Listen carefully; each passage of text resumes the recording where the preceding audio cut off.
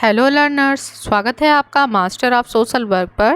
मेरा नाम मंजरी तिवारी है। मैंने अपना नेट जेआरएफ क्वालिफाई किया है सोशल वर्क सब्जेक्ट में। साथ ही मुझे 4 साल का डेवलपमेंट सेक्टर में एक्सपीरियंस रहा है। अगर बात करें हम चैनल की, तो इस चैनल पर आपको सोशल वर्क से जुड़ी अपॉर्चुनिटी, नेट जेआरएफ पीएचडी और रिसर्च से संबंधित जानकारी प्राप्त होगी। और आज के इस वीडियो में हम डिस्कस करने वाले हैं नेट जून 2024 के लिए सोशल वर्क सब्जेक्ट के लिए इम्पॉर्टेंट टॉपिक क्या है। हमारी एक लर्नर है, उन्होंने ये पूछा था हमसे कि कौन से ऐसे टॉपिक्स हैं जो एग्ज़ाम के लिए इम्पॉर्टेंट है। तो चलिए हम डिस्कस करते हैं। उससे पहले मैं एक बात कहना चाहूँगी कि जो हमारा सिलेबस है उसमें कोई भी टॉपिक ऐसा नहीं है जो कि रिलेवेंट नहीं है, एग्ज़ाम में नहीं आएगा। क्वेश्चंस ऐसे होते हैं कि वो एक दूसरे से एसोसिएटेड ही होते हैं, यूनिट्स भी हमारे एक दूसरे से एसोसिएटेड है। तो अगर आप सारी यूनिट्स कवर कर लेते हैं तो बहुत अच्छी बात है।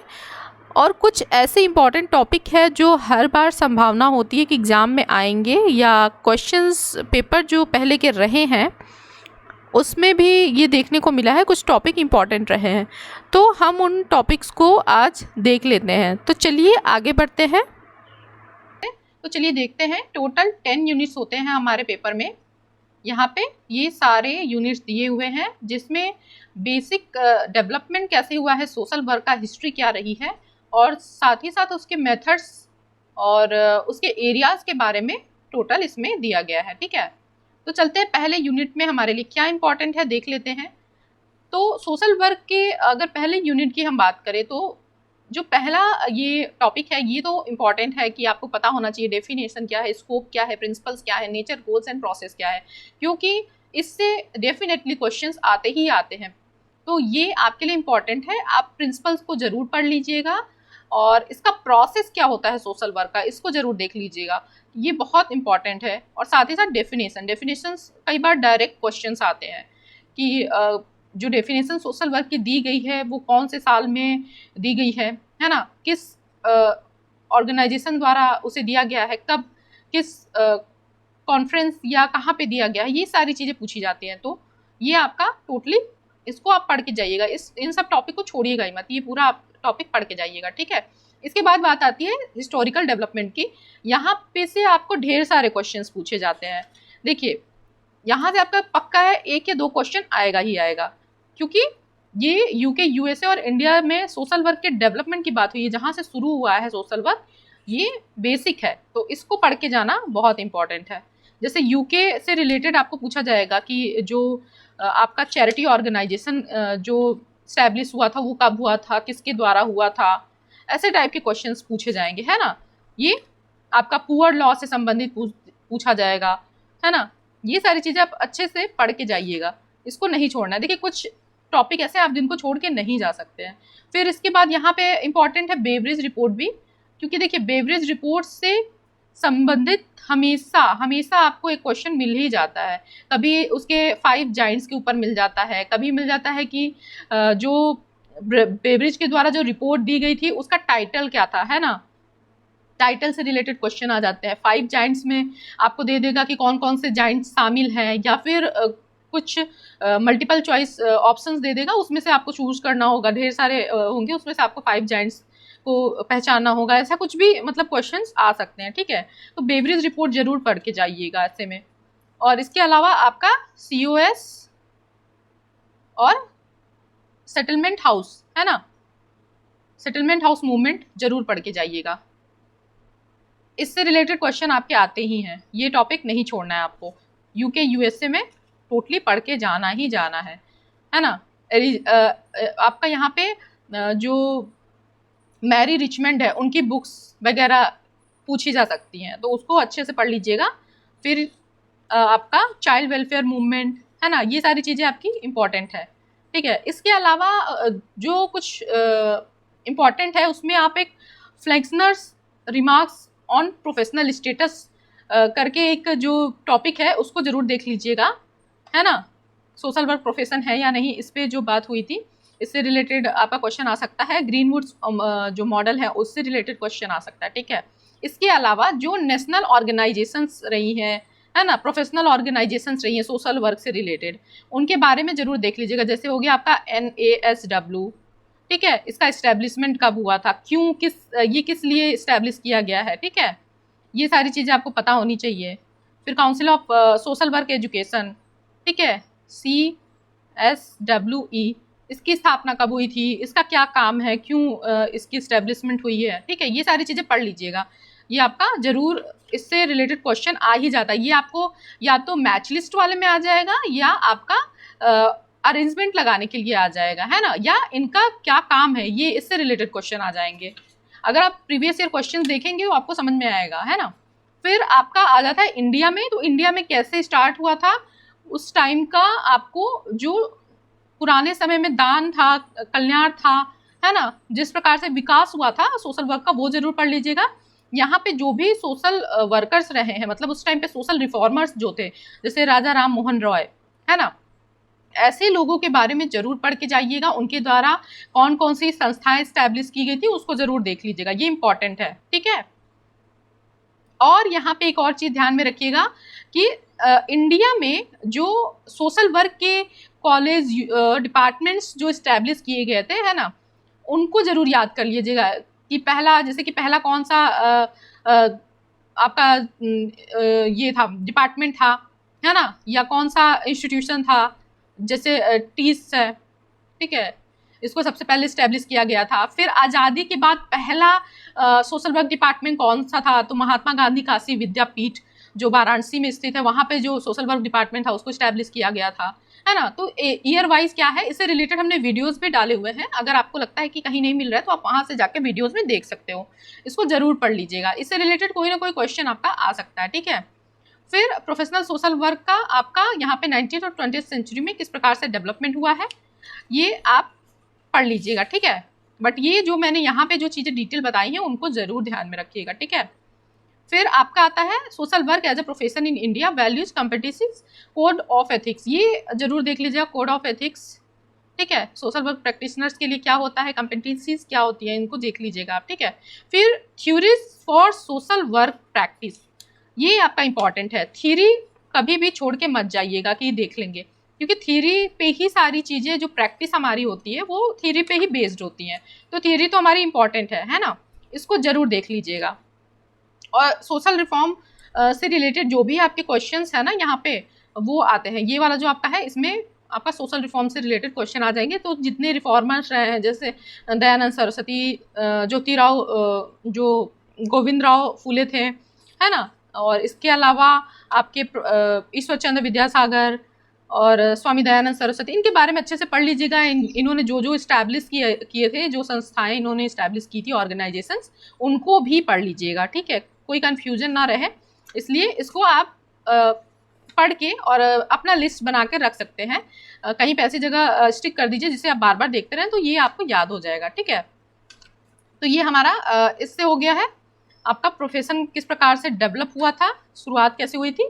अब थीरीज में हमें, सोशल वर्क थीरीज में हमें क्या पढ़नी है, जैसे यहाँ पे आपको सिस्टम थीरी आती है, ठीक है, सोशल वर्क थीरीज में आपको सिस्टम थीरी पढ़ लीजिएगा, सिस्टम थ्योरी से रिलेटेड क्वेश्चंस आ सकते हैं। देखिए थ्योरीज में मैं किसी एक थ्योरी को नहीं बोलूँगी कि आप ये पढ़ के चले जाओ आ जाएगा, क्योंकि ये थ्योरी पे ही हमारे अलग अलग जो थ्योरीज है उसी पे हमारे जो मेथड्स हैं ना सोशल वर्क के वो उसी पे बेस्ड होते हैं। तो ये हमारे लिए इंपॉर्टेंट है, इसको छोड़ के मत जाइएगा। और आप थ्योरी पढ़ेंगे ना, जब हमारे चैनल पे दिया हुआ है, अगर आप उसको पढ़ेंगे तो वहाँ पे बहुत डिटेल में समझाया गया है, वो आपको बोरिंग भी नहीं लगेगा और समझ भी आ जाएगा, ठीक है।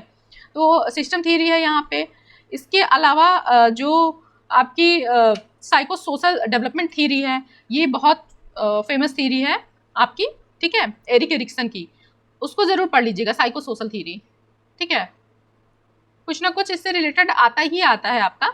और फैमिली सिस्टम थ्योरी में फैमिली सिस्टम थ्योरी पढ़ लीजिएगा। सोशल लर्निंग थ्योरी है जो कि बंडूरा की है, उसको पढ़ लीजिएगा। देखिए ये सब ऐसे टॉपिक्स है ना, इसको आप पढ़ेंगे तो आपके एक साथ 2 पेपर प्रिपेयर हो रहे हैं, क्योंकि ये लर्निंग थ्योरीज जो है ना, आप टीचिंग एप्टीट्यूड से रिलेटेड जब थ्योरीज पढ़ते हो, वहाँ पे फर्स्ट पेपर में जब आप पढ़ते हो ना, ये थ्योरीज आपको वहाँ भी मिलेंगी। तो आप अगर एक बार भी इसको अच्छे से पढ़ रहे हो तो आप 2 पेपर के लिए प्रिपेयर कर रहे हो, तो ये आपके लिए बेनिफिशियल होगा, ठीक है। फिर साइकोडायनामिक थ्योरी, देखिए सिगमंड फ्रायड से रिलेटेड जो है ना, इसको जरूर देख लीजिएगा, घूम फिर के क्वेश्चंस आते ही आते हैं इनके, ठीक है। सिगमंड फ्राइड के साइको डायनेमिक थ्योरी जो है उसको अच्छे से देख लीजिएगा, ये आपके लिए हेल्पफुल रहेगा, ठीक है। इसके अलावा ट्रांसपर्सनल थ्योरी है, रेशनल चॉइस थ्योरी है, सोशल एक्सचेंज थ्योरी है, प्रैक्टिस मॉडल, उसके बाद आपको जो सोशल वर्क में प्रैक्टिस मॉडल है उनको भी देख लीजिएगा, ठीक है। जैसे कॉग्निटिव बिहेवियर थेरेपी आपकी आती है, सीबीटी है ना, सीबीटी है आपका, क्राइसिस इंटरवेंशन मॉडल, इसको भी देख लीजिएगा। देखिए ये मॉडल्स वगैरह जो हैं ये आपके यूज होंगे आगे, जैसे आप जो आगे के आप टॉपिक्स जब जाओगे ना, सेकेंड यूनिट थर्ड यूनिट, वहाँ पे आपको देखना, जब केस वर्क वगैरह होगा तो आप वहाँ पे देखोगे कॉग्निटिव बिहेवियरल थेरेपी यूज की जाती है ना, जो आपका इंडिविजुअल होता है, जो क्लाइंट होता है, उसके सोचने के तरीके में सकारात्मकता कैसी लाई जाए, ये इस पे काम करता है। तो ये तो इम्पॉर्टेंट है ना थ्योरी आपकी, मॉडल, तो इसको ज़रूर पढ़ लीजिएगा, ठीक है। और इसके अलावा नैरेटिव थेरेपी है, ठीक है, सॉल्यूशन फोकस थेरेपी है, टास्क सेंटर्ड अप्रोच है आपका, प्रॉब्लम सॉल्विंग मॉडल। देखिए प्रॉब्लम सॉल्विंग मॉडल जो कि ये इंपॉर्टेंट है आपका, ठीक है, जिसको एच.एस. पर्लमैन ने दिया था, प्रॉब्लम सॉल्विंग मॉडल, ठीक है, इसको देख लीजिएगा आप लोग, ये इंपॉर्टेंट है, ये आपका केस वर्क में भी आएगा। तो यहाँ पे देखिए ये जो थ्योरीज यहाँ पे लिखा हुआ है, यहाँ डिटेल में नहीं दिया है, लेकिन यही सारी थ्योरीज और मॉडल्स आपको पढ़ने हैं, क्योंकि प्रैक्टिस में आप यही सब यूज करते हो। तो ये आप यहाँ के लिए भी पढ़ोगे और आपके नेक्स्ट यूनिट में भी हेल्पफुल होगा, ठीक है। और इसके अलावा आपके चेंजिंग कंटेक्स्ट, ये आपका सिचुएशनल बेस्ड क्वेश्चन यहाँ पे आ जाएंगे, emerging perspective trends and challenge social work और प्रैक्टिस। देखिए ये यहाँ पे आपको सिचुएशन बेस्ड क्वेश्चन या आपका पर्सपेक्टिव बेस्ड क्वेश्चंस आपको यहाँ पे पूछे जाते हैं। अधिकतर आप देखोगे जो असर्शन रीजन है या स्टेटमेंट वाले क्वेश्चन है वहाँ पे आपको मिल जाएंगे। तो आप जब ये थ्योरीज पढ़े रहोगे, है ना, और फिर उसको जब आप अपने हिसाब से प्रैक्टिस में यूज़ करने की कोशिश करोगे या उसे कोशिश करोगे कि कैसे यूज़ किया जा सकता है, तो आपका ये टॉपिक आराम से आप वहाँ पे एग्जाम में कर लोगे। फिर आपका आ जाता है वेरियस सेटिंग में सोशल वर्क प्रैक्टिस क्या होता है।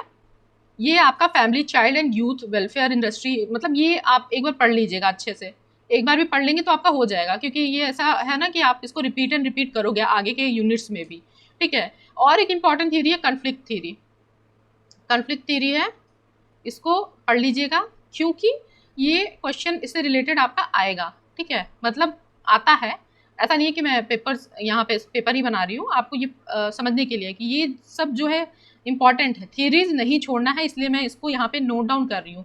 कार्ल मार्क्स ने दिया था कन्फ्लिक्ट थ्योरी। इसके अलावा फिर आपका कल्चरल लैग थ्योरी है, ठीक है, कल्चरल लैग थ्योरी, ठीक है, जो कि ऑक्सबर्ड ने दिया था। और इसके अलावा आपका डिफरेंशियल एसोसिएशन थ्योरी है, ठीक है,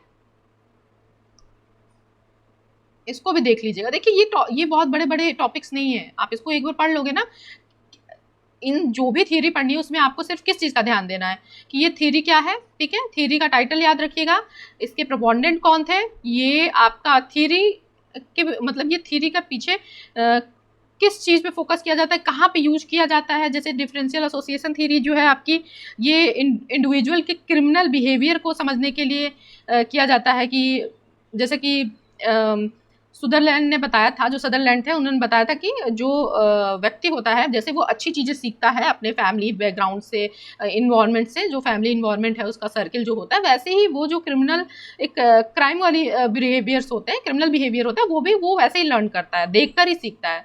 तो ये इस टाइप की चीज़ें आप वहाँ पे आपको याद होनी चाहिए। आप कर सकते हो कि एक जगह पे सारी थ्योरीज लिख सकते हो, है ना, थ्योरीज की हेडिंग लिख लीजिएगा, ठीक है, फिर उसके प्रोपोनेंट लिख लीजिएगा, ठीक है, यहाँ पे प्रोपोनेंट लिख लीजिएगा, यहाँ थ्योरी टाइटल, और यहाँ पर आप लिख सकते हैं फॉर व्हाट, मतलब ये थ्योरी किसके लिए है, ठीक है।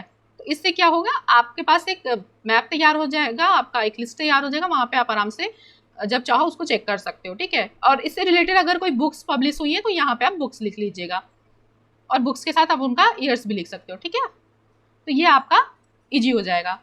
ये हमारा फर्स्ट यूनिट का जो इम्पोर्टेंट है ये यहाँ हमने लिख दिया है, ठीक है। और एक और थ्योरी है फील्ड थ्योरी, इसको भी देख लीजिएगा, ठीक है, इम्पॉर्टेंट है इसलिए क्योंकि इसे कर्ट लेविन ने दिया था, इससे ये डायरेक्ट क्वेश्चन आ जाता है, ठीक है, कि फील्ड थ्योरी किसने दी है, ठीक है। इनको जो कर्ट लेविन है, इनको father of modern social psychology भी कहते हैं, ठीक है, ये भी नोट डाउन कर लीजिएगा। ऐसे कुछ कुछ टर्म्स हैं जो इंपॉर्टेंट है। ग्रैंड थ्योरी एक बची आपकी, ठीक है, ग्रैंड थ्योरी। ये थ्योरीज, मैं सारी थ्योरी आप सोच रहे हो कि सारी थ्योरी मैं आपको बता रही हूँ, लेकिन क्योंकि इसी पे बेस्ड होते हैं आपके आगे जो ग्रुप वर्क मेथड है, आपका सोशल केस वर्क मेथड है ना, ये सब कुछ इसी पे बेस्ड होता है। इसलिए ये थ्योरीज पढ़ लीजिए, ये आगे आपकी काम आएंगी किसी भी तरीके से, ये आपको हेल्पफुल ही रहेगा। ठीक है, फिर ये हमारा आ गया यूनिट सेकेंड, जो कि society, human behaviour and communities है। ठीक है, अब देखिए, क्योंकि हम सोसाइटी से जुड़े हुए हैं और सोशल वर्क, समाज कार्य कर रहे हैं, तो हमें सोसाइटी को समझना बहुत ज़रूरी है। तो यहाँ पे क्वेश्चंस इंपॉर्टेंट हो जाते हैं कि सोशल स्ट्रक्चर को आपको समझना जरूरी है, क्या इंस्टीट्यूशन होते हैं, सोशल ग्रुप वर्क, सोशलाइजेशन, ये सब टॉपिक बहुत बड़े टॉपिक नहीं है। आप इनको एक बार भी देख लेंगे कि स्ट्रक्चर क्या होता है तो आपको समझ में आ जाएगा, है ना। सोशल इंस्टीट्यूशन क्या है, सोशल ग्रुप्स क्या है, सोशल ग्रुप से क्वेश्चन पूछ देते हैं। जैसे आपका होता है कि टाइप्स ऑफ ग्रुप, इसमें जैसे क्वेश्चन पूछ सकते हैं, टाइप्स ऑफ ग्रुप देके पूछ सकते हैं कि किसने दिया है। ठीक है, या पूछ देंगे ऐसा कि रेफरेंस ग्रुप जो होता है इसका पूछ सकते हैं कि रेफरेंस ग्रुप का क्या मतलब है, ऐसे टाइप का क्वेश्चन पूछ देंगे। ठीक है, फिर सोशल कंट्रोल है आपका, इससे रिलेटेड इसी प्रकार के क्वेश्चन पूछ सकते हैं कि सोशल कंट्रोल क्या होता है, या थ्योरी से रिलेटेड कुछ इसमें क्वेश्चन पूछ सकते हैं। देखिए, सोशल स्ट्रक्चर में एक बहुत अधिकतर आपको टाइप्स ऑफ सोशल स्ट्रक्चर पूछ देता है, जो कि टैलकट पार्सन ने दिया था, उसको आप जरूर देख लीजिएगा एक बार। ठीक है, टैलकट पार्सन ने दिया था, उन्होंने 4 तरीके के जो सोशल वैल्यूज थे उस पर क्लासीफाई किया था कि सोशल जो सिस्टम होता है वो किस तरीके से होता है ना। Universalistic social values, particularistic social values, achieve social values, ascribe social values, ये आप देख के जाइएगा। ठीक है, ये क्वेश्चन डायरेक्ट पूछ सकता है। उसके बाद आपके जैसे हमने कहा सोशल ग्रुप्स, ये जरूर पढ़ लीजिएगा, इससे एक क्वेश्चन आ सकता है। ठीक है, टाइप्स ऑफ पूछ सकता है कि मतलब कि जैसे कि प्राइमरी ग्रुप क्या होता है ना, प्राइमरी ग्रुप में क्या शामिल होगा, 2-3 ऑप्शन दे देगा। या पूछेगा कि प्राइमरी सेकेंडरी ग्रुप जो बांटा गया था वो किसने बांटा था, है ना। या टाइप्स ऑफ ग्रुप दे देगा और उसके प्रोपोनेंट जो जिन्होंने क्लासीफाई किया था उनका नाम दे सकता है, तो इसको अच्छे से देख लीजिएगा। ठीक है, अब जो आपका सोशलाइजेशन है, ठीक है, आपका सोशलाइजेशन है, इसमें कुछ थीरीज फेमस है, उसको देख लीजिएगा। जैसे कि आपकी लुकिंग ग्लास थीरी है। ठीक है, लुकिंग ग्लास, हाँ, ठीक है, जिसको कूले ने दिया था। ठीक है, एच कूले ने। उसके बाद मीड की थीरी है, काफ़ी फेमस है, जॉर्ज हर्बर्ट मीड। आई और मी का कॉन्सेप्ट जो उन्होंने दिया था, आई एंड मी। ठीक है, इसको देख लीजिएगा अच्छे से, क्योंकि इससे रिलेटेड क्वेश्चन आ सकता है। ये आपको मैच लिस्ट कराने के लिए आ सकते हैं क्वेश्चंस। ठीक है, या सोशलाइजेशन से रिलेटेड कौन कौन सी थ्योरी, ये आ सकता है। या पूछ सकता है आई एंड मी का कॉन्सेप्ट किसने दिया था, ऐसे टाइप का। मतलब इन थ्योरीज में किस प्रकार के क्वेश्चंस आ सकते हैं, क्योंकि ये सोशलाइजेशन से रिलेटेड है। ठीक है, और इसके अलावा आप यहाँ पे फ्रायड, इनको मत भूलिएगा, ये आपके कहीं भी आ जा सकते हैं, है ना। साइको एनालिटिकल थ्योरी जो इनकी है, इसको देख लीजिएगा। ठीक है, psycho analytical theory of socialisation important है। सिगमंड फ्रायड ने ईड, ईगो, सुपर ईगो के बारे में जो बताया था उसको एक बार अच्छे से आप देख लीजिएगा। ठीक है, फिर आपका टाइप्स ऑफ सोशलाइजेशन इसी में आपका आ जाएगा। ठीक है, लेकिन ये थ्योरी जरूर पढ़ के जाइएगा। इन थ्योरी को पढ़ने के बाद आपका क्लियर हो जाएगा, आप इसके हिसाब से जो बाकी क्वेश्चंस होंगे उसको सॉल्व भी कर सकते हैं। ठीक है, तो इस प्रकार से आपका ये कुछ इंपॉर्टेंट थ्योरीज हैं, इनको देखना बहुत ज़रूरी है। ठीक है, फिर आपका जो कंट्रोल होता है, इसमें टाइप्स को जरूर देख लीजिएगा, सोशल कंट्रोल के टाइप्स। ठीक है, किस किस प्रकार के होते हैं, फॉर्मल, इनफॉर्मल कंट्रोल। देखिए, ये सब बहुत ऐसे सब्जेक्ट, ऐसे टॉपिक्स है ना, जिसको आप एक बार पढ़ोगे समझ में आ जाएगा। देखिए, सोशल कंट्रोल का क्या मतलब होता है कि समाज द्वारा जो नियंत्रण होता है किस पे, इंडिविजुअल जो समाज का मेंबर होगा उस पर। अब उसमें फॉर्मल हो सकता है, जैसे लॉ हो गया आपका, मतलब कि नियम कानून हो गए।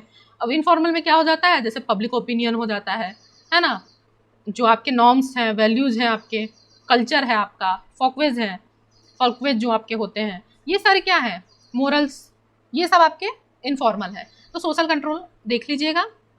ठीक है, फिर इसमें भी आपका कुछ टाइप्स है, उसको एक एक बार आप जरूर पढ़ लीजिएगा। ठीक है, फिर चलते हैं हम ये देखिए यहाँ पे functionalist theory, conflict, dialectical structuralism and post modern, इसको ज़रूर देख लीजिएगा फंक्शनलिस्ट थ्योरी को। इसमें कुछ लोग शामिल थे जिन्होंने मतलब अलग अलग इसमें जो आपके एक्सपर्ट थे उन्होंने अपनी अपनी थ्योरी दी थी, ठीक है। जैसे आपकी डार्विन की थ्योरी है, उन्होंने अपनी थ्योरी दी है ना, इवोल्यूशन की, कि कैसे समाज का विकास होता है। फिर हर्बर्ट स्पेंसर हो गए। देखिए इनकी जो थ्योरीज हैं उनके टॉपिक तो आपको याद रखने हैं, बुक्स जरूर याद रखिएगा। जैसे कि हर्बर्ट स्पेंसर है, उन्होंने जो अपनी थ्योरी दी थी Darwin's theory of organic evolution, उससे इंस्पायर्ड थे वो, ठीक है। तो उन्होंने अपने थ्योरी के बारे में प्रिंसिपल ऑफ सोशोलॉजी में बताया था, तो ये आप उसको ध्यान में रखिएगा, ठीक है। और इनकी थ्योरी फेमस हुई थी सोशल डार्विनिज्म के नाम से, ठीक है, तो वो देख लीजिएगा एक बार। और कार्ल मार्क्स, देखिए कार्ल मार्क्स को आप एक बार भी पढ़ेंगे ना अच्छे से, उनकी कॉन्फ्लिक्ट थ्योरी को पढ़ लेंगे तो वो आपका दोनों जगह काम आ जाएगा, यूनिट फर्स्ट या सेकंड में, ठीक है, दोनों में काम आ जाएगा। तो इनको पढ़ लीजिएगा, इनकी थ्योरी को जरूर, फंक्शनलिस्ट थ्योरी को नहीं छोड़ना, वेबरियन अप्रोच जरूर देख लीजिएगा, ठीक है। इसके अलावा आपका फिर आता है human behaviour, normal abnormal behaviour, इसको आप एक बार देख लीजिएगा। इसके अलावा जो डेवलपमेंट के स्टेज है उनको जरूर पढ़िएगा, है ना, जो डेवलपमेंट की स्टेज है उनको पढ़ लीजिएगा, अलग अलग जो लोगों ने दिया हुआ है अपना अपना, उसको देखना ज़रूरी है, ठीक है, क्योंकि एग्जाम में इससे क्वेश्चंस आते हैं, ठीक। फिर है आपका साइको एनालिटिक थ्योरी और पर्सनालिटी, ठीक है, ये आपके जो सिगमंड फ्रायड है उनकी थ्योरी इसमें है, उसको आप देख लीजिएगा, ठीक है। फिर सोशल साइकोलॉजी में परसेप्शन, एटीट्यूड, इसको आप एक बार देख लीजिएगा ताकि कोई आपका कंफ्यूजन ना हो। अब देखिए यहाँ पे एक है communication and theories of collective behaviour, ये आपका ऐसे क्वेश्चंस आपके जब भी देखेंगे आप असर्शन रीजन वगैरह में आपको मिल जाएंगे कि कलेक्टिव बिहेवियर का कुछ एग्जांपल्स दे देगा मल्टीपल चॉइस चूज करने को, और उसमें से बोलेगा कि आप चूज करिए कि कौन कौन से कलेक्टिव बिहेवियर हैं, तो ऐसे क्वेश्चन यहाँ से आपके पूछे जा सकते हैं, ठीक है। तो इसको देख लीजिएगा आप लोग, कलेक्टिव बिहेवियर, ठीक है। और बाकी थ्योरीज के बारे में तो हमने बता ही दिया है। फंक्शनलिस्ट अप्रोच में हमने जो बोला है उसे जरूर ध्यान में रखिएगा, मूरे वगैरह ने जो दिया था किंसले डेविस ने, उसको देख लीजिएगा। वेबरियन थ्योरी जरूर देख लीजिएगा, स्ट्रेटिफिकेशन से रिलेटेड है आपका, सामाजिक स्तरीकरण, ठीक है। मार्क्स का अप्रोच हमने बोला कि जरूर देखना है, ये कुछ इंपॉर्टेंट इस टॉपिक इस यूनिट से रिलेटेड है, ठीक है। और डेवलपमेंट स्टेज में आपका जो फ्रायड ने स्टेज ऑफ डेवलपमेंट दिया था, stages of development, psychosexual theory of personality, उसको जरूर देख लीजिएगा, ठीक है, उससे रिलेटेड क्वेश्चंस आ सकते हैं। सिगमंड फ्रायड को छोड़ना नहीं है, आपके कहीं ना कहीं वो आएंगे ही, क्योंकि वो इम्पॉर्टेंट है ना हमारे इस जो साइकोलॉजी का जो पार्ट है ह्यूमन बिहेवियर का, इसमें वो इम्पॉर्टेंट हो जाते हैं, ठीक है। डेवलपमेंट वाली थ्योरी में आपको एक सिगमंड फ्रायड की थ्योरी पढ़नी है, दूसरी आपको जीन पियाजे की थ्योरी पढ़नी है, ठीक है, जीन पियाजे की थ्योरी। देखिए ये सब थ्योरी ऐसी हैं कि आपके फर्स्ट पेपर में भी काम आएंगी, लर्निंग वगैरह वाले जो आपके टॉपिक्स हैं उसमें। हमें बोझ की तरह नहीं पढ़ना है चीज़ों को, एकदम आराम से समझते हुए कि कैसे हम इसका ज़्यादा से ज़्यादा यूज कर सकते हैं, ठीक है। जीन पियाजे की थ्योरी 4 स्टेजेस उन्होंने बताए थे, ठीक है, इसको अच्छे से देख लीजिएगा। साइको सोशल डेवलपमेंट थ्योरी है जो कि एरिक एरिक्सन की थ्योरी है, इसको ज़रूर देख लीजिएगा। देखिए ये थ्योरीज आपको ऊपर भी पढ़नी थी, यहाँ पे भी आपको पढ़ना ही पढ़ना है, तो इसको छोड़ने की जरूरत नहीं है। ये एक बार पढ़ेंगे आप अच्छे से, आपके दोनों जगहों पे आपके ये कवर हो जाएगा, ठीक है। एक चीज़ जो यहाँ पे मेंशन नहीं है मैं उसको लिख दे रही हूँ, डिफेंस मैकेनिज्म, ठीक है, जो आपका डिफेंस मैकेनिज्म है इसको देख लीजिएगा। अलग अलग टाइप्स होते हैं इसके, जैसे रिप्रेशन हो गया, रिएक्शन फॉर्मेशन हो गया, प्रोजेक्शन हो गया, रैशनलाइजेशन हो गया, इसमें आपके मैच लिस्ट से रिलेटेड या ऐसे कुछ क्वेश्चंस पूछ सकता है, ठीक है। तो इसको देख लीजिएगा, ये आपका यूनिट 2 है। इसके अलावा आप जो इनकी स्किनर की थ्योरी है उसको पढ़ लीजिएगा, ठीक है, ऑपरेंट कंडीशनिंग वगैरह जिसमें उन्होंने बताया था, इन सबको एक एक बार देख लीजिएगा, ठीक है। बंडूरा की थ्योरी का हमने अभी बात किया था, सोशल लर्निंग थ्योरी, उसको देख लीजिएगा। ये देखिए आपके दोनों यूनिट में ये आएगा, क्योंकि फर्स्ट यूनिट में आपको सोशल वर्क थ्योरी पढ़नी थी, ये उसके अंदर ये थ्योरीज आती हैं, ठीक है। तो आप एक बार पढ़ रहे हो तो आपका कई बार का मतलब 2-2 यूनिट्स का कवर हो रहा है।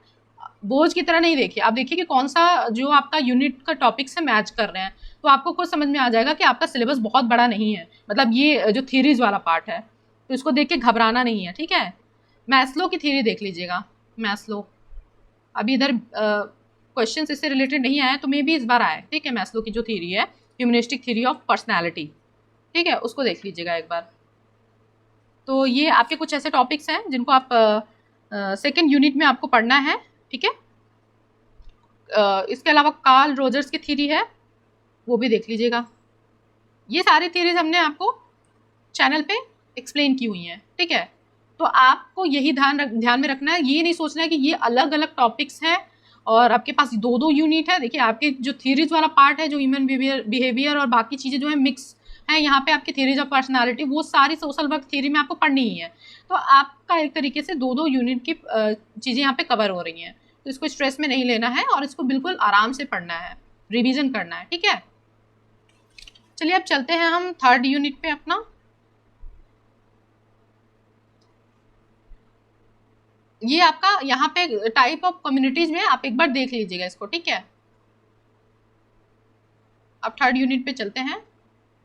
अब यहाँ पे देखिए थर्ड यूनिट हमारा सोशल केस वर्क है, जो कि सोशल वर्क का बहुत इंपॉर्टेंट मेथड है, और ये पूरा यूनिट इसी को डेडिकेटेड है, आपका सोशल केस वर्क और एक आपका ग्रुप वर्क। तो यहाँ पे आप कंप्लीट कर लेंगे अगर इन दोनों को, तो इसमें कुछ छोड़ने वाला कुछ है नहीं ऐसा, क्योंकि देखिए यहाँ पे सिंपल सा आपका basic social case work concept दिया हुआ है, और सिंपल सा ये need assessment, adaptation, social environment, ये सिंपल सी चीज़ें हैं। इसको एक बार देख लीजिएगा कि सोशल रोल्स क्या होता है, भूमिका, क्योंकि इससे रिलेटेड आपका सोशल रोल से रिलेटेड ये थ्योरी से रिलेट करके क्वेश्चंस पूछ सकते हैं, ठीक है।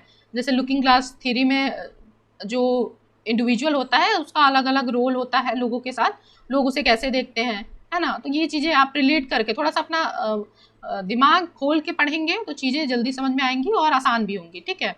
सोशल फंक्शन कैसे करता है इंसान, यहाँ पे भी कुछ थ्योरीज आपको पढ़नी होती हैं, ठीक है। लेकिन आप इसको सिंपली देख लीजिएगा, सोशल फंक्शन क्या है पहले।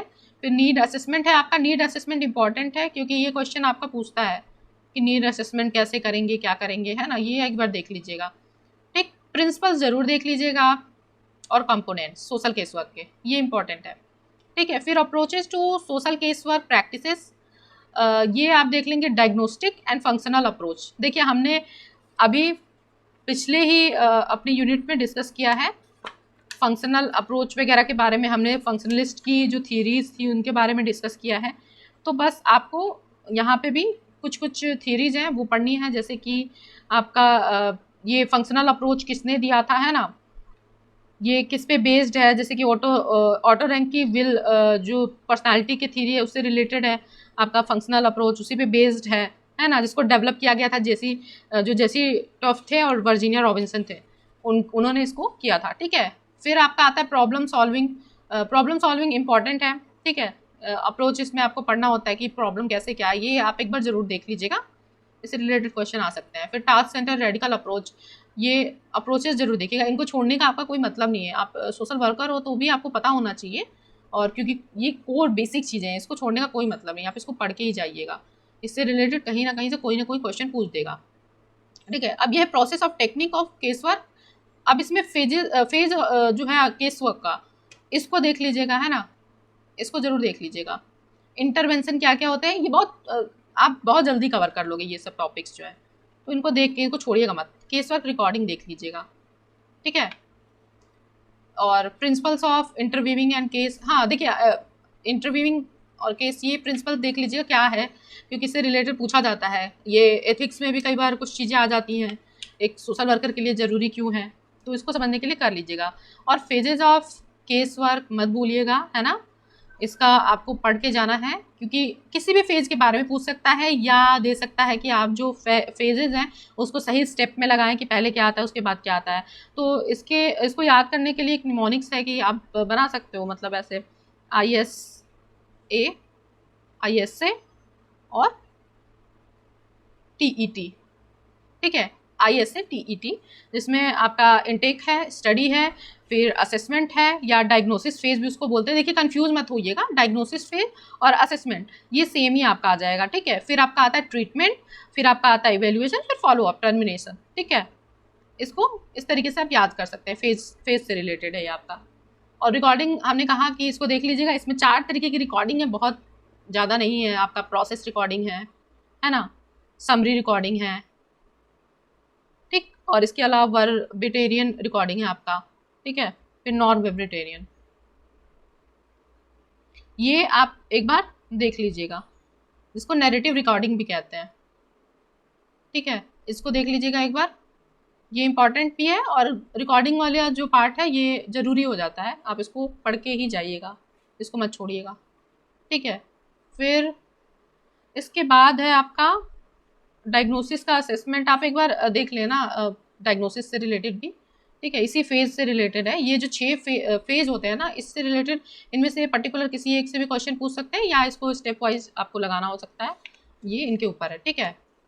और इन्वायरमेंट फिट क्या होता है, जैसे कि ऊपर टॉपिक था, उसको देख लीजिएगा, हल्का फुल्का छोड़िएगा मत, ठीक है। फिर आपका आता है सोशल ग्रुप वर्क, डेफिनेशन देख लीजिएगा कि सोशल ग्रुप वर्क का क्या है। फिर कैरेक्टरिस्टिक्स आपका है, फंक्शंस एंड ग्रुप स्ट्रक्चर से रिलेटेड क्वेश्चन पूछ देता है, इंपॉर्टेंट है ये। और फिर classification of groups and making of social groups issues, ठीक है, डाइवर्सिटी, ठीक है, ये टॉपिक जरूर पढ़ के जाइएगा। Social group work process and group dynamics, ये इंपॉर्टेंट है आपका, ठीक है। इसमें क्या प्रिंसिपल्स यूज होते हैं उसको देख लीजिएगा, ठीक है। आपका डिसीजन मेकिंग, इसमें आपकी थ्योरीज ऑफ लीडरशिप, इसको मत छोड़िएगा, ठीक है। और ये आपका प्रॉब्लम सॉल्विंग अप्रोच, ये आपका इंपॉर्टेंट है हर जगह पे, ठीक है। रोल एंड रिस्पॉन्सिबिलिटी से रिलेटेड क्वेश्चंस आ जाते हैं, ठीक है, कुछ ऑप्शंस दे के चॉइस आपको उसमें से करना होगा, वो देख लीजिएगा, ठीक है। ग्रुप वर्क का, ग्रुप लीडर जो होता है उसको, उसके रोल एंड रिस्पॉन्सिबिलिटीज़, ठीक है, ये आपका लीडरशिप थ्योरी, इसी में ये सारी चीज़ें आपकी आ जाएंगी, ठीक है, तो इसको पढ़ लीजिएगा, इसको मत छोड़िएगा। फिर है आपका ग्रुप डेवलपमेंट स्टेज, इंपॉर्टेंट है ये, इसको पढ़ के जाना है, ठीक है। इसके अलावा जो ग्रुप में इंट्रैक्शन होता है ना, कम्युनिकेशन होता है, उसको भी देख लीजिएगा, कम्युनिकेशन किस तरीके का होता है, ठीक है। और ये इस तरीके से ये सारी चीज़ें हो गई हैं। देखिए मैं ऐसा नहीं कर रही हूँ कि आपको सिर्फ यही टॉपिक पढ़ के जाना है, पढ़िए आप सब, लेकिन इसको, इन सबको थोड़ा सा ध्यान में रखिएगा, ठीक है। फिर है आपका practice sides of social case work and social group work, ये आप देख लीजिएगा, एक बार देख लेंगे आपका ये आपको याद भी हो जाएगा कि मतलब कि आपका केस वर्क कहाँ पे होता है, ग्रुप वर्क कहाँ पे होता है, ठीक है। तो आपको पता है कि केस वर्क वहाँ पे यूज होगा जहाँ पे हमें बेसिकली इंडिविजुअल के साथ डील करना होगा, और ग्रुप वर्क जहाँ पे आप एक ग्रुप के साथ कर रहे होगे, तो उस हिसाब से ही चीज़ें चेंज हो जाती हैं, ठीक है। उसको आप एक बार देख लीजिएगा। इसमें आप जो वुमेन है, ठीक है, पर्सन विद डिसेबिलिटी है, और चिल्ड्रन है, और आपके ओल्डर पर्सनस हैं, इनको ज़रूर देख लीजिएगा, इनको मत छोड़िएगा क्योंकि इससे रिलेटेड क्वेश्चंस आ सकते हैं, ठीक है।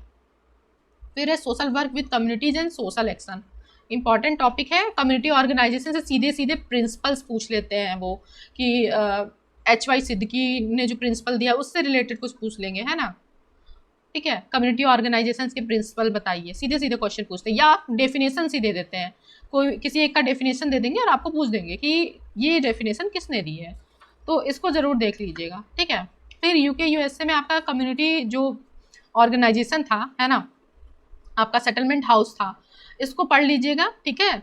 इसमें कुछ रिपोर्ट्स जो आई थी, लेन रिपोर्ट हो गई आपका, जैसे कि बेब्रिज रिपोर्ट हो गई, ये सब इंपॉर्टेंट है। देखिए वही सेम चीज़ें यहाँ भी आपको मिल रही है, मैंने कहा ना कि आपको फर्स्ट यूनिट में बहुत सारी चीज़ें पढ़नी होती हैं जो कि आपको आगे मिलेंगी, तो इसलिए टेंशन लेना ही नहीं है, आप पढ़िए, एक बार पढ़िए, उसको अच्छे से पढ़िए, ये नहीं कि बस कवर करना है, अच्छे से पढ़िए, ठीक है। इंडिया में क्या रहा है इसको ज़रूर देख लीजिएगा, जो आपका नीति से रिलेटेड जो भी चीज़ें आई, जैसे कि आपका जो प्रोजेक्ट आए थे कम्युनिटी डेवलपमेंट से रिलेटेड, है ना, उनको ज़रूर देख लीजिएगा। जैसे कि आपका श्री निकेतन प्रोजेक्ट है, गुड़गांव एक्सपेरिमेंट है ना, इटावा पायलट प्रोजेक्ट है, ये सब इसको छोड़ना नहीं है, इसको देख लीजिएगा, ठीक है।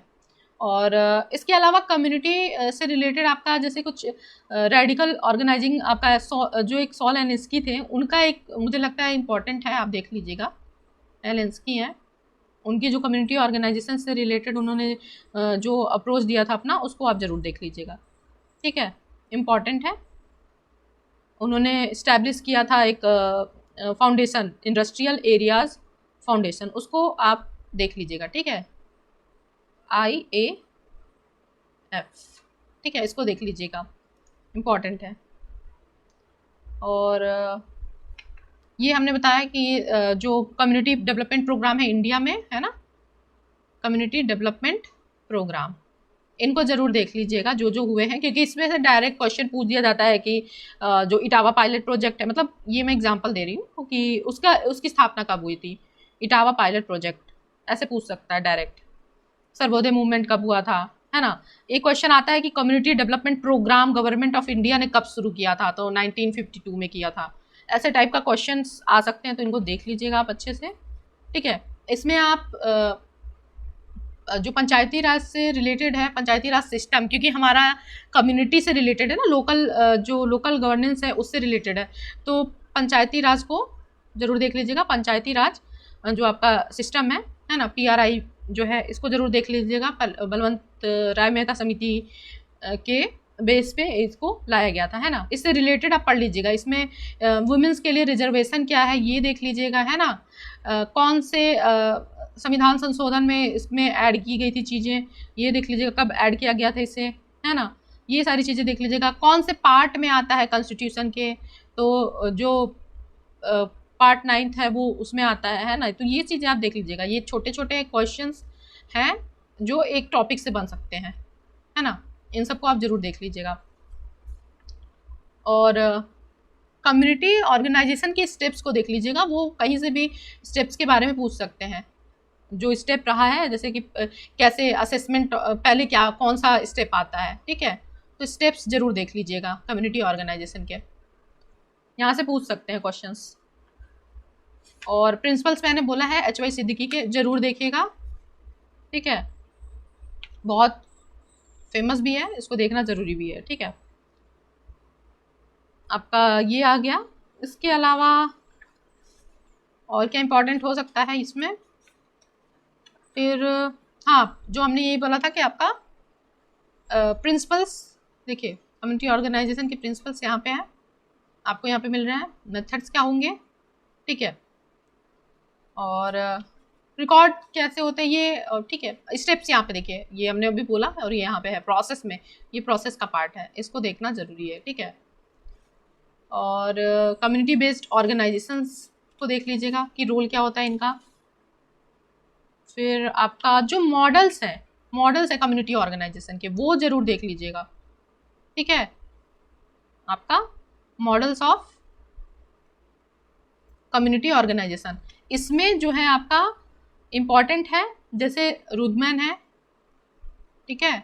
इन्होंने कौन से मॉडल दिए थे, इसमें डायरेक्ट क्वेश्चंस भी आ सकते हैं कि 4 ऑप्शन देंगे और आपको उसमें से कौन सा ऑप्शन, उस मतलब कौन सा मॉडल इन्होंने नहीं दिया था, ऐसा भी पूछ सकता है, या कौन कौन से मॉडल दिया था ऐसा भी पूछ सकता है। तो इसको देख लीजिएगा, इसमें कंफ्यूज मत होइएगा, इसको अच्छे से पढ़ लीजिएगा, ये इंपॉर्टेंट है रुदमैन का मॉडल जो है आपका। फिर इसके अलावा MG रॉस है, इन्होंने भी मॉडल दिया था, ठीक है। अपना एक इसको जिससे अप्रोच के तौर पे इन्होंने कहा था, अप्रोच, ठीक है। इसमें आपका जनरल कंटेंट, स्पेसिफिक कंटेंट और प्रोसेस अप्रोच देख लीजिएगा इसको, ठीक है। और फिर सिद्दीकी है, इन्होंने भी डेवलपमेंट मॉडल दिए थे, ठीक है। नेबरहुड डेवलपमेंट हो गया, सिस्टम चेंज मॉडल हो गया, स्ट्रक्चरल चेंज मॉडल हो गया, ये सारे इंपॉर्टेंट हैं, इनको देख के आइएगा, ठीक है। और अगर इसकी प्रैक्टिस करनी है आपको, तो हम अपने टेलीग्राम चैनल पे मॉक टेस्ट कराते हैं, वहाँ से भी देख सकते हो, ठीक है। तो ये आपका यूनिट 4 का ये कम्युनिटी ऑर्गेनाइजेशन से रिलेटेड है, ठीक है। और इसके अलावा फिर चलते हैं सोशल एक्शन को देख लेते हैं। सोशल एक्शन में आपको देखिए सिंपल सा कॉन्सेप्ट आपको समझना है कि सोशल एक्शन क्या होता है ना। इसका डेफिनेशंस आप देख लेना। और मैरी रिचमंड जो थी फर्स्ट सोशल वर्कर थी जिन्होंने सोशल एक्शन वर्ड का यूज़ किया था। ऐसे कुछ कुछ क्वेश्चंस आ जाते हैं, फर्स्ट टाइम यूज़ किया था मैरी रिचमंड ने, ठीक है। और क्यों होता है ये समझ लीजिएगा इसकी सोशल एक्शन को, ठीक है। और as a method social work में कैसे यूज होता है, तो इसमें कुछ इसके मॉडल्स है सोशल एक्शन के, है ना, मॉडल्स, उनको ज़रूर देख लीजिएगा। जैसे यहाँ पे आपका दिया हुआ ना, ये पाउलो फेरियर का मॉडल है, और उसके अलावा सॉल एंड स्की का मॉडल है, रेडिकल कम्युनिटी ऑर्गेनाइजेशन, अभी सोलेनेस्की के बारे हमने अभी यहाँ पे कम्युनिटी ऑर्गेनाइजेशन में भी देखा था। तो देखिए ये मिलते जुलते टॉपिक्स है, एक बार पढ़ेंगे आपका बहुत आसान हो जाएगा, ठीक है। फिर एक ब्रीटो का मॉडल है, इसमें ब्रीटो का मॉडल, ठीक है, उसको जरूर देख लीजिएगा। उसमें उन्होंने 2 टाइप के मॉडल मतलब मॉडल बताया था, फिर उसमें भी सब टाइप बांटा था। एक तो एलिट्स आपके था सोशल एक्शन मॉडल, और दूसरा था पॉपुलर मॉडल, ठीक है। अब इसमें भी 3 मॉडल्स, सब मॉडल बताए थे और इसमें भी 3 बताए थे। तो ये आप आराम से जाइए, वीडियोज़ हैं, देख सकते हैं वहाँ पे, या आपके पास अपने पर्सनल नोट्स हैं तो आप उससे भी पढ़ सकते हो, ठीक है। पॉलो फेरियर से रिलेटेड क्वेश्चंस आ सकते हैं, सीधे सीधे पूछ सकता है कि जो कॉन्सिस्टाइजेशन है ये किसने दिया था, है ना, यहाँ से डायरेक्ट क्वेश्चन पूछ देगा। या रेडिकल कम्युनिटी ऑर्गेनाइजर के तौर पे मॉडल जो दिया था किसने दिया था, ये आप इसको देख लीजिएगा, ठीक है। कन्फ्लिक्ट कन्फ्रंटेशन मॉडल भी बोलते हैं, कन्फ्लिक्ट कन्फ्रंटेशन मॉडल, ये सोलेनेस्की का मॉडल है, डायरेक्ट क्वेश्चंस ऐसे पूछ सकते हैं, ठीक है। इसके अलावा Gandhi principle of section social action पे देख लीजिएगा, ठीक है, कि कौन कौन से मॉडल हैं। जैसे कि आपका आ जाता है क्रेडिबिलिटी मॉडल, है ना, इस टाइप के मॉडल्स आ जाते हैं, वो देख लीजिएगा आप। क्रेडिबिलिटी आपका हो गया, legitimisation, dramatisation, multiple strategy, dual approach, many fold programme, इनको देख लीजिएगा एक बार, ठीक है, इम्पॉर्टेंट है। और फिर यहाँ पे आप सोशल मूवमेंट्स जो हुए थे उनको देख लीजिएगा, किस टाइप के हो रहे हैं उसको भी देख लीजिएगा। टाइप ऑफ मूवमेंट्स जो इन्वायरमेंट से रिलेटेड हैं, इसके अलावा समाज सुधार से रिलेटेड जो हैं उनको अच्छे से एक बार देख लीजिएगा, ठीक है। इन्वायरमेंट से रिलेटेड जो मूवमेंट हुए उनको देख लीजिएगा, उससे रिलेटेड क्वेश्चन आ जाते हैं। कोई एक मूवमेंट दे देगा और उसमें पूछ देगा कि कौन कौन से लोग पार्टिसिपेट, कितने लोगों ने किया था, मतलब कौन से लोगों ने किया था, कौन लीडर था उस टाइम पे उस मूवमेंट से रिलेटेड, ऐसे टाइप के क्वेश्चन पूछेंगे। तो सोशल मूवमेंट्स से रिलेटेड ये चीज़ें आप वहाँ पे ध्यान में रखिएगा, ठीक है। फिर इसमें कुछ थीरीज भी आती हैं सोशल मूवमेंट से रिलेटेड, उनको एक बार देख लेंगे आप तो अच्छा रहेगा, ठीक है। तो ये आपका इस तरीके से सब कुछ यहाँ पे कवर हो जाएगा। प्रोसेस, आउटकम्स, अप्रोचेस, देखिए यहाँ पे गांधी, मार्टिन लूथर किंग और फ्रांसिस फैनन, इनसे रिलेटेड जो भी इनका अप्रोच था, जैसे कि गांधी जो थे वो अहिंसा को लेकर उन्होंने बात कही थी कि हमें जो भी करना है अहिंसा के साथ करना है, मतलब हिंसा किए बिना काम करना है, जो भी विरोध करना है ना, ये सारी चीज़ें थी, ठीक है। और जो मार्टिन लूथर किंग थे उनका वो भी कुछ इसी तरीके से वो नॉन वायलेंस को ही सपोर्ट करते थे, है ना। तो ये पूछ सकता है कि उनका मतलब कौन सा अप्रोच था, ये पूछ सकता है। फिर फ्रेंड्स जो फैनन है इनके बारे में पूछ सकता है कि इनकी बुक्स कौन सी हैं, बुक्स देख लीजिएगा इनकी। आता है डायरेक्ट क्वेश्चन, उसमें पूछा जाता है कि कौन कौन सी बुक है। जैसे इनकी एक बुक है ब्लैक स्किन वाइट मास्क, ऐसे टाइप की बुक है ना। और इनका ऐसे ही आप देखोगे, ये मतलब ये विरोध इनका थोड़ा सा जो अप्रोच था वो वायलेंस को ऐड ऑन करके था, तो इसको देख लीजिएगा आप अपनी तरफ से एक बार, ठीक है। तो ये हमारा यूनिट 3। इसके बाद है हमारा यूनिट 4। इसमें आपको देखिए ये रिसर्च से रिलेटेड है, तो इसको आप पढ़ लीजिएगा, क्योंकि देखिए इसमें ज़्यादा टाइप है नहीं। आपका क्वालिटेटिव और क्वांटिटेटिव और मिक्स्ड जो रिसर्च है उसको पढ़ना है, ठीक है। तो सिंपल ये आप फर्स्ट पेपर के लिए पढ़ोगे ही तो पढ़ लेना, ठीक है, कि मीनिंग क्या है रिसर्च की, सोशल साइंस रिसर्च क्या है, सोशल वर्क रिसर्च क्या है, इसको ज़रूर देख लीजिएगा, है ना। इसके अलावा इसमें स्टेप्स देख लीजिएगा ज़रूर, स्टेप्स से रिलेटेड क्वेश्चन पूछ देता है, वो आपको पता होना चाहिए। फिर क्वालिटेटिव और क्वांटिटेटिव को अच्छे से देख लीजिएगा कि उसमें अंतर क्या है, वो आपके लिए ज़रूरी है, ठीक है। इसमें सैम्पलिंग पढ़ लीजिएगा आप, सैम्पलिंग जो ये तीनों जो टाइप्स हैं इनमें सैम्पलिंग किस तरीके से किया जाता है ना, ये देख लीजिएगा। और एक हाइपोथेसिस से रिलेटेड क्वेश्चन जरूर देख लीजिएगा। हाइपोथेसिस जो होता है कि आपका नल हाइपोथेसिस होता है और एक आपका रिसर्च हाइपोथेसिस होता है। अब इसमें कब नल हाइपोथेसिस को रिजेक्ट करते हैं, कब मतलब नल हाइपोथेसिस के कब रिजेक्ट होगा, कब एक्सेप्ट होगा, और जो रिसर्च हाइपोथेसिस है उस पर क्या असर पड़ता है, ये सारी चीज़ें आप देख लीजिएगा, है ना। टाइप 1 एरर, टाइप 2 एरर, ये जरूर देख लीजिएगा कब होगा। टाइप 1 एरर प्लस आपका टाइप 2, इसको देख लीजिएगा।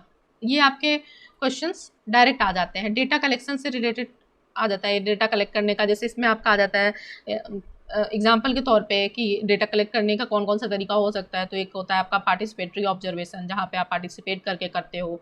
टूल्स देख लीजिएगा कौन सा यूज होता है, जैसे सर्वे मेथड कब यूज होगा, है ना, आपका इंटरव्यू कब आप यूज़ कर रहे हो, पैनल डिस्कशन आप कब करोगे, ये सारी चीज़ें देख लीजिएगा, ज़रूरी है। ठीक है, सोर्स ऑफ डेटा देख लीजिएगा किस टाइप का होता है, ये आपका इम्पॉर्टेंट है। और जो आपका रिसर्च राइटिंग होता है ना, रिपोर्ट, इसको ज़रूर देख लीजिएगा एक बार, इम्पॉर्टेंट है। ठीक है, और रिसर्च प्रॉब्लम, इससे रिलेटेड डायरेक्ट क्वेश्चन पूछ सकता है। ठीक है, ये जरूर देख लीजिएगा। Identification and formation of research problem. ठीक है, हाइपोथेसिस हमने डिस्कस कर लिया है कि उसमें क्या देखना है। और रिसर्च डिजाइन में आपका सब कुछ आ जाएगा कि आप कौन सा सैंपल यूज़ करने वाले, पॉपुलेशन क्या होगा, ये सारी चीज़ें।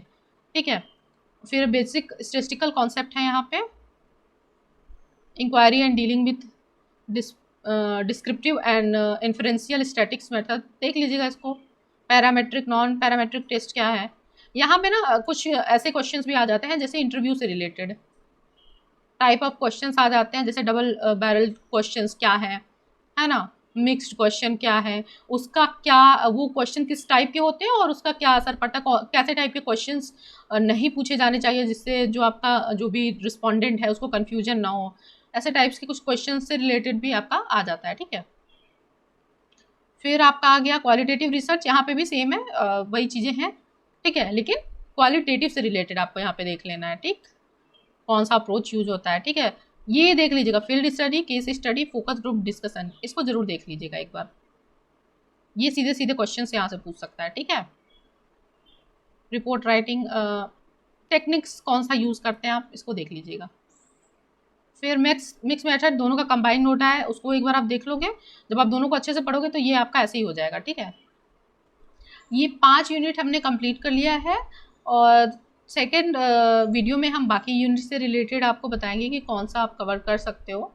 अगर आपको हमारा ये वीडियो यूज़फुल लगता है तो आप कमेंट करिएगा, तो नेक्स्ट यूनिट से रिलेटेड अगर आपको वीडियो चाहिए होगी तो हम उससे रिलेटेड वीडियोज़ बनाएंगे। ठीक है, हमारा वीडियो कैसा लगा ज़रूर बताइएगा। एंड अगर आपने अभी तक सब्सक्राइब नहीं किया है तो चैनल को सब्सक्राइब कर लीजिए और फ्रेंड्स के साथ शेयर कर दीजिए ताकि सभी लोग इसका बेनिफिट ले सकें। And thank you for watching.